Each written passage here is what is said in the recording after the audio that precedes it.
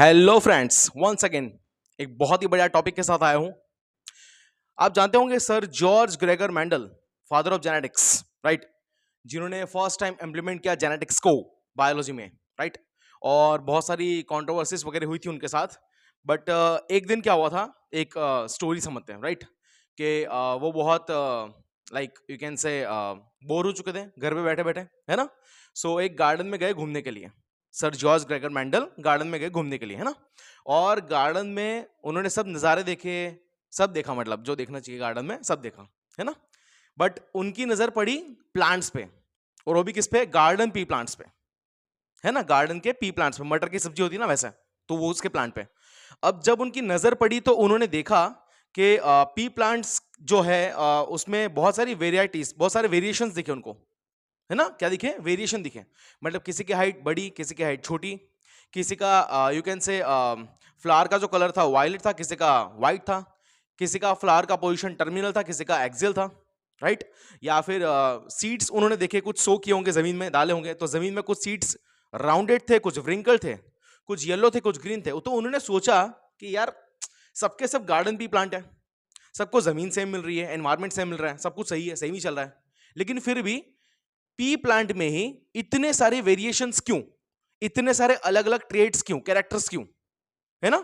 अब देखो, पहले मैं समझाता हूं कि ट्रेड्स एंड कैरेक्टर में डिफरेंस क्या होता है।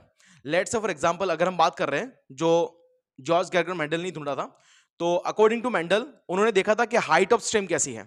तो हाइट ऑफ स्टेम जब हम बोलते हैं तो उसको बोलना पड़ेगा कैरेक्टर। वो क्या हो गया, उसका कैरेक्टर। लेकिन अगर मैं बोल रहा हूं कि टॉल हाइट ऑफ स्टेम या फिर ड्वार्फ मतलब के शॉर्ट हाइट ऑफ स्टेम, ये हो गया उसका ट्रेट्स। ओके, तो कैरेक्टर एक ह्यूज कैटेगरी है और उसको स्पेसिफाई करने वाले ट्रेट्स होते हैं। ये आपको क्लियर हो गया होगा, सही है। तो according to this observation Mendel ने टोटल 7 अलग अलग कैरेक्टर और उसके 14 कॉन्ट्रास्टिंग ट्रेट्स निकाले।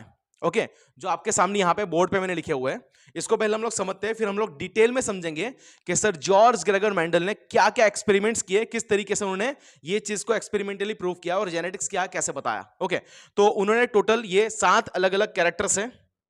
ओके, देखो उसमें देखो दिया हुआ है कैरेक्टर का नाम, dominant traits and recessive traits. अब डोमिनेंट एंड रिसेसिव क्या होता है, इसके लिए मैंने एक अलग से वीडियो बनाया है, वहां पे जाके आप डेफिनेटली देख सकते हो क्या होता है, कैसे होता है। बट अभी के लिए इतना समझ लो कि ऐसा स्ट्रॉन्ग जीन जो कुछ खुद को फिनोटाइप में एक्सप्रेस करे, मतलब कि वो कैरेक्टर दिखाने के लिए क्षमता रखे, फिजिकल अपीयरेंस, है ना, वो कैरेक्टर दिखाने की क्षमता रखे, बहुत स्ट्रॉन्ग हो, वो होता है डोमिनेंट।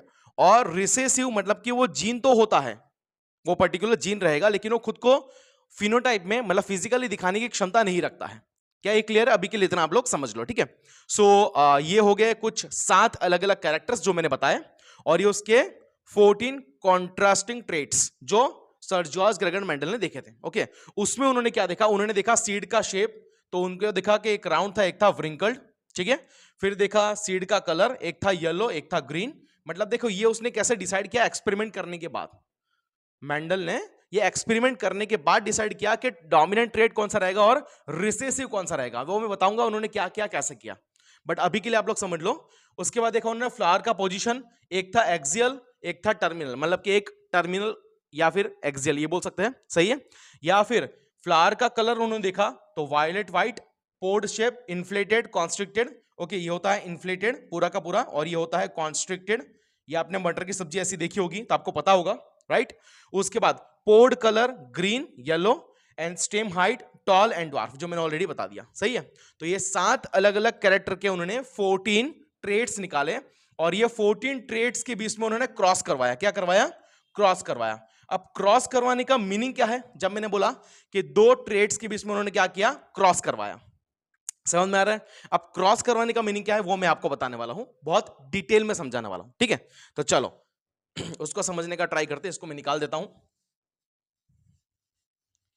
मेंडल ने जो एक्सपेरिमेंट किया था, ओके, एक्चुअल एक्सपेरिमेंट, वो हम लोग अभी समझने का ट्राई करने वाले हैं कि उन्होंने वो एक्सपेरिमेंट किस तरीके से किया होगा, है ना।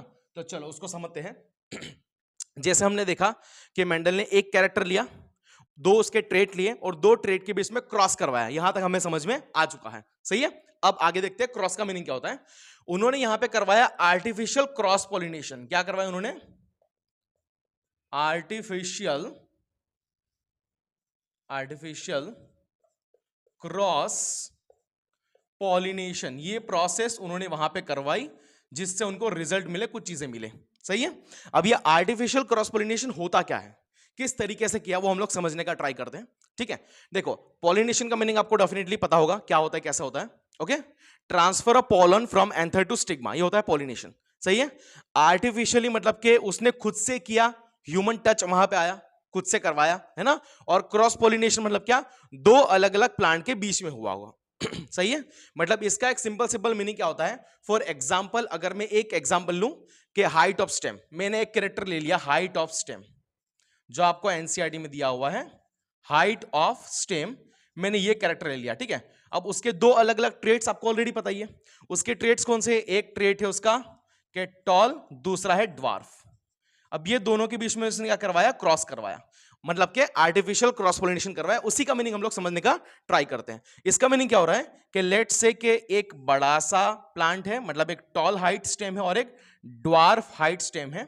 ओके, और टॉल हाइट स्टेम के ऊपर जो फ्लावर है, लेट्स से फॉर एग्जांपल कि ये फ्लावर कौन सा है, फीमेल फ्लावर, कौन सा बोल देते इसको अपन, फीमेल फ्लावर। ठीक है, और ये कौन सा है, डेफिनेटली ये टॉल का है ना, और ये ड्वार्फ है, छोटा सा दिख रहा है आपको, ड्वार्फ है। यहां पे भी क्या रहेगा, यहां पे भी रहेगा लेट्स से एक फ्लावर, उसका मैं बोल रहा हूं मेल फ्लावर, इसका बोल रहा हूं मेल फ्लावर। ठीक है, तो ये दोनों प्लांट के बीच में उन्होंने क्या करवाया, क्रॉस करवाया, मतलब कि एक टॉल और एक ड्वार्फ के बीच में क्या करवाया उन्होंने, क्रॉस करवाया, मतलब कि आर्टिफिशियल क्रॉस पॉलिनेशन करवाया। क्या इतना क्लियर है कि एक टॉल और एक ड्वार्फ के बीच में क्या करवाया, इसके फ्लावर और इसके फ्लावर के बीच में उन्होंने क्रॉस करवाया। ओके, और ये क्रॉस कैसे करवाया है हम लोग अभी समझने वाले हैं, डिटेल में देखने वाले हैं। सही है, चलो तो इसको मैं निकाल देता हूं, ये आपको क्लियर हो गया होगा कि इसका एक्चुअल मीनिंग क्या होता है। वन बाय वन अभी समझने वाले हम लोग, स्टेप बाय स्टेप।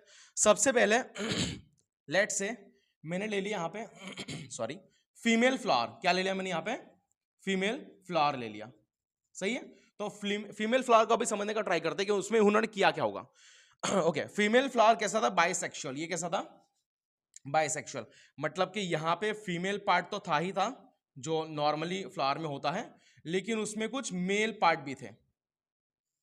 ओके, तो ये फ्लावर कैसा था उनका, ये था उनका बाइसेक्सुअल फ्लावर। ठीक है, हम लोग अभी फीमेल फ्लावर की बात कर रहे हैं, तो इसको मैं बोल रहा हूं बाइसेक्सुअल फ्लावर, जिसमें क्या है, दोनों पार्ट है, male part plus female part. सही है, तो चलो ये आपको क्लियर हो गया होगा कि ये बीच का जो है वो फीमेल पार्ट है और ये जो है एंथर वाला वो क्या है, उसका मेल पार्ट है। सही है, तो सबसे पहली प्रोसेस में उसका नाम है इमैस्कुलेशन। क्या नाम है इसका,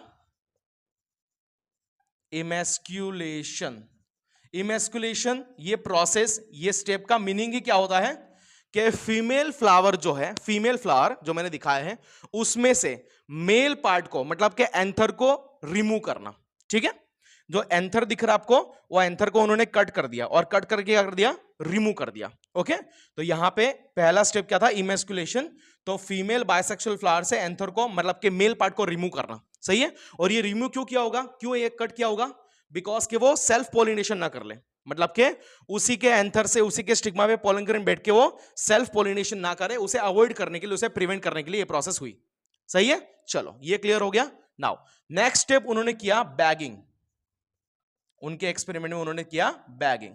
बैगिंग का यहां पे मीनिंग क्या होता है कि यहां पे एक पॉलीथीन बैग लगा दी, यहां पे क्या करता उन्होंने, एक पॉलीथीन बैग लगा दी फीमेल बाइसेक्सुअल फ्लावर के ऊपर।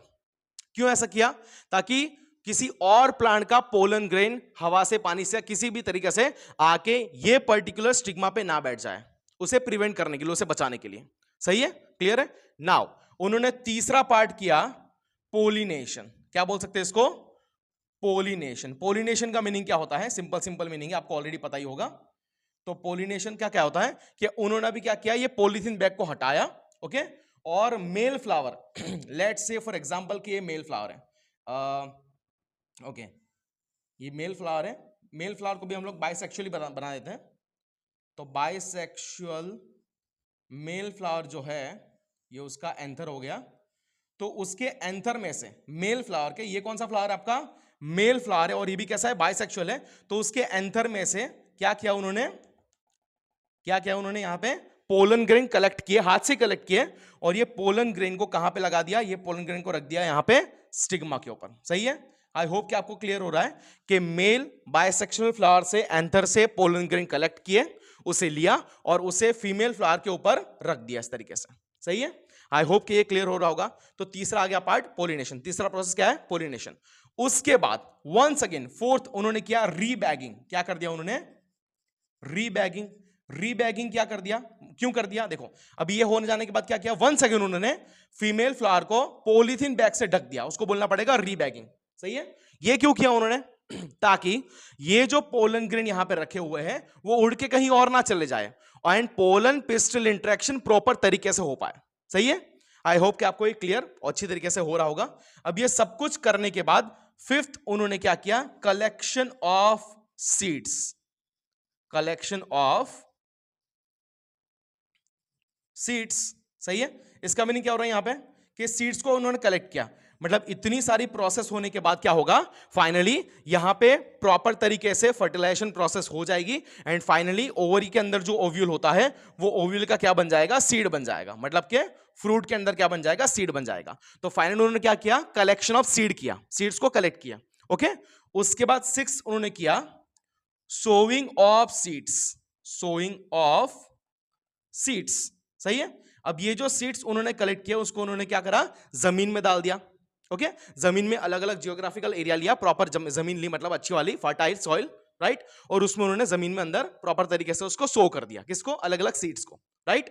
और फाइनली फिर उसको क्या किया? प्रॉपरली पानी दिया, फर्टिलाइजर दिया, मैन्योर दिया, जो भी चाहिए दिया एक अच्छे एनवायरमेंट के अंदर, है ना। एंड सेवंथ पार्ट क्या आएगा? सेवंथ स्टेप क्या आएगा यहाँ पे? ऑब्जर्वेशन। यहां पे क्या आ जाएगा? ऑब्जर्वेशन। फाइनली उन्होंने क्या किया? ऑब्जर्वेशन किया। ऑब्जर्वेशन में क्या किया उन्होंने?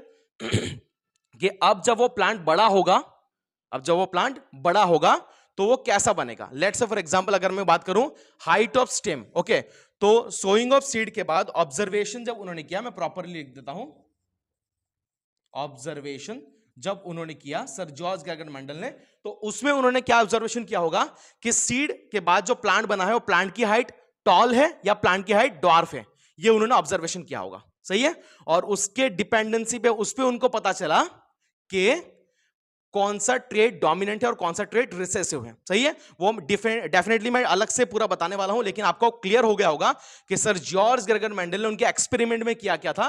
सिंपल आर्टिफिशियल क्रॉस पॉलिनेशन किया था और उसमें उन्होंने ये 7 अलग अलग स्टेप्स को फॉलो किया था। ठीक है, जब आप कहीं पे पढ़ोगे या देखोगे ऑनलाइन ट्रैक पे तो आपको पता चलेगा उन्होंने टैगिंग किया था। टैगिंग मतलब क्या? कि अलग अलग प्लांट को एक प्रॉपर लेबलिंग कर दिया, लेबल बना दिया और रख दिया कि ये प्लांट ये है, ये प्लांट ये है। आइडेंटिफिकेशन पर्पस के लिए उनको क्या कर दिया? टैग कर दिया, टैगिंग कर दिया। ओके, तो टैगिंग पार्ट को मैंने यहाँ पे ऐड नहीं किया है क्योंकि मैंने सिर्फ एक एक्सपेरिमेंट दिखाया है। ठीक है, ऐसे उन्होंने बहुत सारे एक्सपेरिमेंट, 7 कैरेक्टर्स के एक्सपेरिमेंट एक साथ किए थे, तो वहां पे टैग लगाना जरूरी था। सही है, क्लियर है। तो ये 7 प्रोसेस उन्होंने करी, मतलब क्या स्टेप्स उन्होंने फॉलो किए इन आर्टिफिशियल क्रॉस पॉलिनेशन और फाइनली उनको रिजल्ट मिला। अब रिजल्ट क्या मिला हम लोग आगे आने वाले लेक्चर में देखने वाले। क्लियर है, आई होप कि आपको ये पूरा अच्छी तरीके से क्लियर हुआ होगा। Thank you so much. इसकी नोट्स आपको डिस्क्रिप्शन में डेफिनेटली मिल जाएगी। नेक्स्ट टॉपिक क्या पढ़ना है प्लीज मुझे कमेंट करके बताइए। जय हिंद।